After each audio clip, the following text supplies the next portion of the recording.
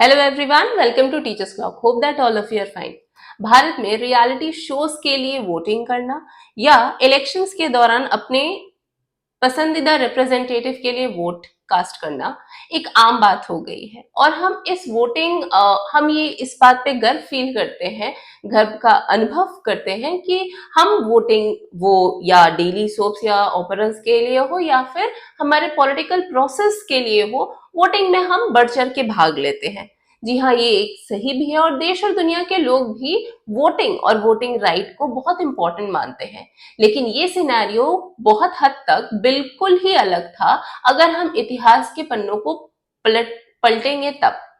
वो developed Nations जो आज के टर्म में, आज के समय में बहुत ही ज्यादा पावरफुल है और खुद को डेवलप्ड नेशंस रजिस्टर करवा चुके हैं थ्रू आउट द वर्ल्ड, जैसे कि यूके, यूएस और फ्रांस, जहां से ये नेशन या फिर वोटिंग राइट या फिर लिबर्टी या आजादी की जो भावना है वो उत्पन्न हुई थी। यहाँ कई सालों तक सिर्फ वहां के जो अडल्ट प्रॉपर्टीड मेन होते थे उनको ही सिर्फ राइट था वोट करने का।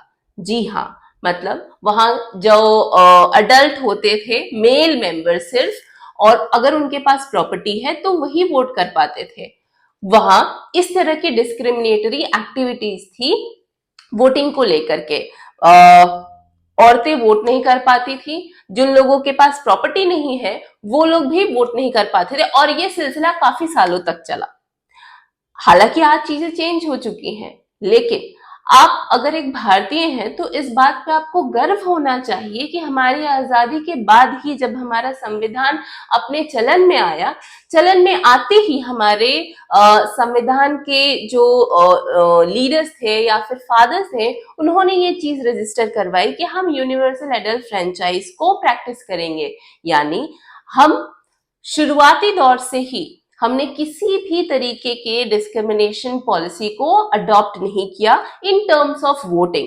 जी हाँ, आप अगर एक इंडियन सिटीजन हो और 18 प्लस की अगर आपकी एज है, इररिस्पेक्टिव आप किस जेंडर से बिलोंग करते हो, किस कास्ट से बिलोंग करते हो, क्या क्रीड है आपकी, क्या जेंडर है आपका, किस रिलीजन से बिलोंग करते हो, so on and so fourth, ये सब चीजों को एक साइड रखते हुए आप अपने वोट को रजिस्टर करवा सकते हैं, जो कि एक बहुत ही इंपॉर्टेंट स्टेप था when constitution was formed, Indian constitution was formed.